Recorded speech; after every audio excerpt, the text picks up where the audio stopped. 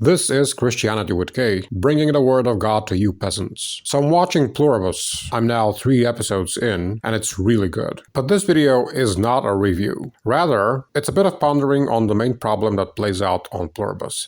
Namely, and I'll try not to spoil, but I can't promise anything, so you better watch it first. So the main problem, or let's call it a dilemma, is the question of which is better. Sheer individualism, where everyone just exists for themselves, everyone is unique and different in their own way, which comes with the con of people harming each other because of their differences. Or, instead of individual and potentially dangerous people, we just get one shared personality, where still many people, physically, but mentally, we're all one, acting as a single organism, which ultimately destroys individuality, but which also then, once and forever, stops people from causing harm to one another, erasing all differences, all disputes, all problems that humanity generally indulges in, while at the same time also destroying the concept of a single individual mind, as opposed to others. There are no more others. It's just the one, us, existing and acting as a sole, complete one. And naturally, the shtick of the show Pluribus is of course that the unique and individual human mind, existing along with other individuals, is inherently better, even with all the problems that this brings. And the other alternative is presented as some kind of insane, sick,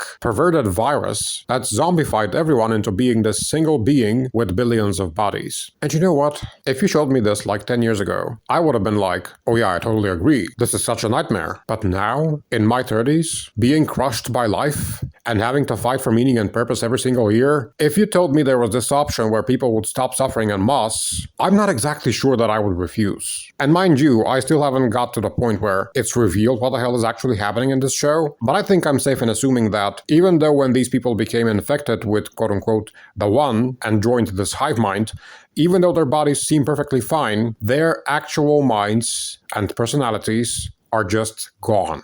They're like brain dead, which is just death. All these people who joined the hive mind of perfectly nice and never violent people have just died. Or I guess parts of their brain have died, the parts of their brains that make them themselves. So the choice is ultimately between individual people and endless infighting on the one hand, and on the other hand, there's no one suffering anymore, but also everyone being brain dead and just literally non-existent. And as I said, I'm not so clear on the choice at this point. So I guess I'm saying Pluribus is making me a psychopath. So go watch it, let's spread the virus. But no, in all seriousness, go watch this show. It's really nice, and I dare say so refreshing, that I'm finally watching something that's not shitty, shallow, franchise-milking fan service. I'm coming off of this one after watching Stranger Things, so you can understand what I'm talking about. It's like I'm eating a chocolate cake after having ingested a dead animal.